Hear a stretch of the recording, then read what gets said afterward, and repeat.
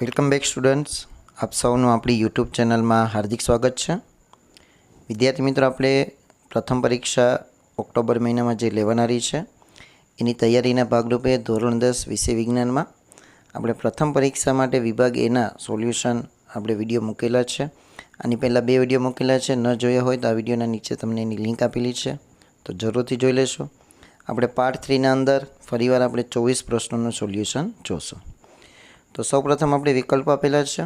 એમાં પહેલો પ્રશ્ન છે કે ગોળી અરીસાની વર્તુળાકાર ધારના વ્યાસને ખાલી જગ્યા કહે છે. તેમાં જવાબ આવશે દર્પણમુખ. મગજ ખાલી જગ્યા માટે જવાબદાર છે. તેમાં જવાબ આવશે ડી, એટલે કે ત્રણેય વિચારો માટે, હૃદયના સ્પંદન માટે અને શરીરનું સંતુલન જાળવવા માટે. સફેદ પ્રકાશના વિભાજનથી મળતા વર્ણપટમાં બરાબર વચ્ચે કયા પ્રકાશના રંગનું કિરણ હોય છે? તો જો જાની વાલી, લી એટલે કે લીલો, બરાબર, લીલા રંગનું કિરણ હોય છે.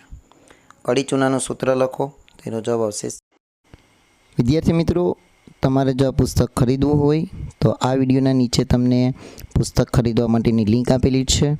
ખૂબ સારું એવું પુસ્તક છે. ધોરણ 5થી લઈને 12 સુધીના વિદ્યાર્થીઓ માટે ઉપયોગી થયું પુસ્તક છે અને સાથે સાથે એમાં તમને ઘણું બધું પ્રેક્ટિસ વર્ક પણ આપેલું છે. તો જરૂરથી આ પુસ્તક ખરીદો એવી બધાથી નમ્ર વિનંતી છે. CAO. પાંચમો પ્રશ્ન છે, નીચેનામાંથી કઈ જોડ ખોટી છે? તો 4 જોડ આપેલી છે, બરાબર. એ ટમેટા ટાર્ટારિક એસિડ, બી ખાટા ફળ સાઇટ્રિક એસિડ, સી કીડીનો ડંખ અને ડી દહીં અને લેક્ટિક એસિડ. તો ખોટી જોડ છે ટામેટાવાળી. ચલો, એના પછી આપણે આગળ વધીએ. પ્રશ્ન નંબર 6. ગોળાકાર અરીસા માટે વક્રતા ત્રિજ્યા આર અને કેન્દ્ર લંબાઈ એફ વચ્ચે શું સંબંધ છે? તેમાં જવાબ આવશે આર બરાબર 2F. તો અહીંયા આપણા વિકલ્પ પૂર્ણ થાય છે. વિદ્યાર્થી મિત્રો, આ જે અસાઇનમેન્ટ છે પ્રથમ પરીક્ષાનું, જો તમારે પ્રેક્ટિસ માટે લેવું હોય તો આપેલ નંબર ઉપર તમે કોન્ટેક્ટ કરી શકો છો. ડિસ્પ્લે ઉપર તમને નંબર સ્ક્રીન ઉપર દેખાતા હશે. અને એના માટે તમારે જો PDF ડેમો કોપી જોતી હોય તો નીચે તમને વોટ્સઅપ ગ્રુપની લિંક આપેલી છે, ત્યાંથી તમે મેળવી શકો છો. આગળ વધીએ. 7મો પ્રશ્ન છે. 7મા પ્રશ્નની અંદર છે ઝીંક ઓક્સાઇડ વત્તા કાર્બન. તો ઝીંક વત્તા કાર્બન મોનોક્સાઇડમાં ખાલી જગ્યાનું રિડક્શન થાય છે. તો એમાં કોનું રિડક્શન થાય છે? ઝીંક ઓક્સાઇડનું. શા માટે? કેમ કે એની પાસેથી ઓક્સિજન દૂર થઈ ગયો. એના પછી આપણે 8મો પ્રશ્ન છે, આંખના લેન્સની કેન્દ્ર લંબાઈમાં ફેરફાર ખાલી જગ્યા કરે છે. કોણ કરે છે? સિલિયરી સ્નાયુઓ. લેન્સની કેન્દ્ર લંબાઈમાં ફેરફાર. ચલો, 9મો પ્રશ્ન છે, નીચેનું સમીકરણ પૂર્ણ કરવા ખાલી જગ્યા પૂરો. તેમાં તમને એક સમીકરણ આપેલું છે, ધાતુ ઓક્સાઇડ વત્તા બેઝ. તો એની પ્રક્રિયાથી આપણને શું મળે છે? તો અહીંયા જે સોડિયમ એલ્યુમિનેટ, બરાબર, NaAlO2 આપણો જવાબ આવશે ખાલી જગ્યામાં. 10મું ખાલી જગ્યા કુદરતી સફાઈ કામદારો છે. કોણ? વિઘટકો. 11મો પ્રશ્ન, સિલ્વર ક્લોરાઇડનું વિઘટન ખાલી જગ્યા દ્વારા કરવામાં આવે છે. કોના દ્વારા? સૂર્યપ્રકાશ દ્વારા. અને પછી 12મો પ્રશ્ન છે, પ્રકાશ કિરણોનું અભિસરણ કે અપસરણ કરવાની લેન્સની ક્ષમતાના આધારે તેની કેન્દ્ર લંબાઈ પર હોય છે.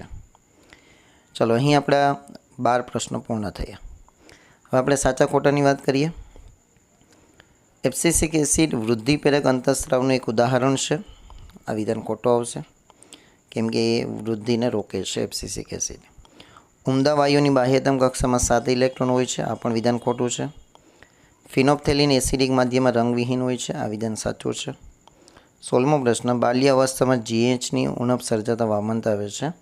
તો આ વિધાન પણ સાચું છે. એના પછી વાત કરીએ આપણે માગ્યા મુજબ જવાબ લખો. માનવ આંખમાં કનિનિકાનું કાર્ય લખો. તો કીકીનું કદ નાનું અને મોટું કરવું. તળાવમાં જોવા મળતી આહાર શૃંખલાનું એક ઉદાહરણ લખો. તો તળાવમાં શું જોવા મળે? તો કે જલીય વનસ્પતિ, એના પછી જલીય જીવાત.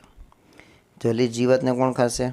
માછલી, અને માછલીને આપણે બગલો અથવા બતક. માનવ મગજના સૌથી મોટા અને મહત્વપૂર્ણ ભાગનું નામ શું છે? તેનું નામ છે બૃહદ મસ્તિષ્ક.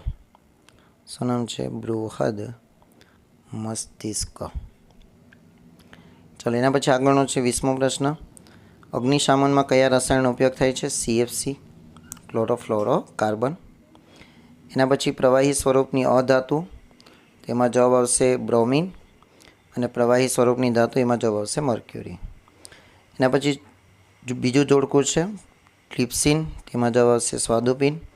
અને પેપ્સિનમાં આવશે જઠર ગ્રંથિ. તો અહીંયા આપણો આ 24 પ્રશ્નોનો વિડીયો સંપૂર્ણ પૂર્ણ થાય છે. આશા રાખીશ તમને વિડીયો પસંદ આવ્યો હશે. જો વિડીયો પસંદ આવ્યો હોય તો આપણા વિડીયોને લાઇક અને શેર જરૂર કરો. ચેનલ પર નવા હોય તો આપણી ચેનલને સબસ્ક્રાઈબ કરી બાજુના બેલ આઇકોનને પ્રેસ કરો. Thank you very much.